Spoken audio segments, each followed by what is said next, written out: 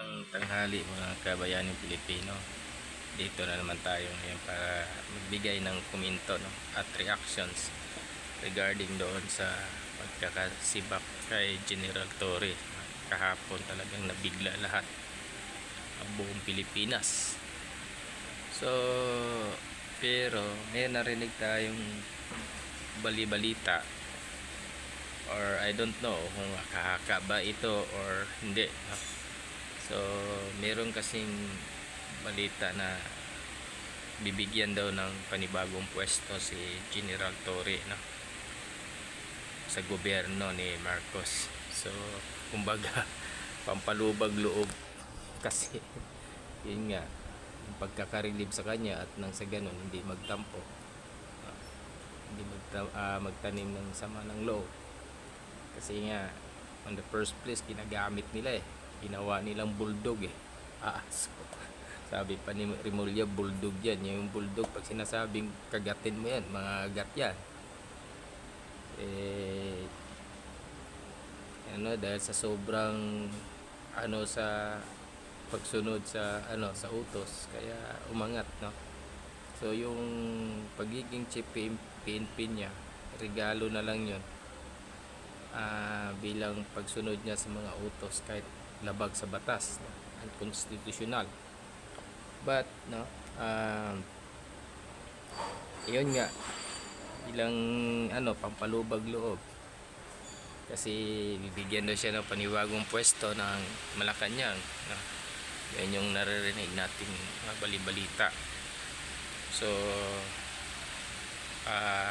kaya hindi naman po yan fake news, no, kasi kinonfirm din naman yan ni Secretary DILG John B. Mulya na yun nga, the President want to give other positions, no, in the government. So yun po yung sinabi ni Secretary John B. Mulya. Then so baka siguro bibigyan siya ng pwesto sa NBI, ganun, kasi nga diba na resign, irrevocable resignation yung kay NBI Director Santiago, no, Jimmy Santiago. So baka siya yung papalit. Pwede naman ganun, kasi dati nga si Alfredo Lim, kung naalala ninyo, di ba, naging NBI Director din yun kahit hindi siya abogado, di ba. Siya from general, then na transfer as an NBI Director, no, during the time of Gloria Macapagal Arroyo. Yan yung sa kanya na naging NBI Director din siya. Hindi naman yun abogado si Alfredo Lim, ba, siya ay na-promote din, no, na bilang isang NBI Director. So maraming mga ganon, mga posibilidad na kaya baka magiging NBI Director yan si Torre. Kasi alam nyo naman, every time pag yung maamoy lang yung pangalan ng Duterte, tumatahol ka agad yan, no? Kaya nga pinailan niya ng kaso sila Inday Sara, SBP Sara, then sino pa yon, no? Nagpapile siya ng mga kaso para lang just to pin down the Duterte family. Yun yung niyan kaya nga sabi ni Rimulya, yan ay bulldog, kaya pag kumagat yan talaga mga gat yan. So kaya tayo mga kabayani Pilipino, huwag po tayo masyadong magsaya, lalo na yung mga ka-DDS, no, dyan. Huwag kayong masyadong magsaya, sapagkat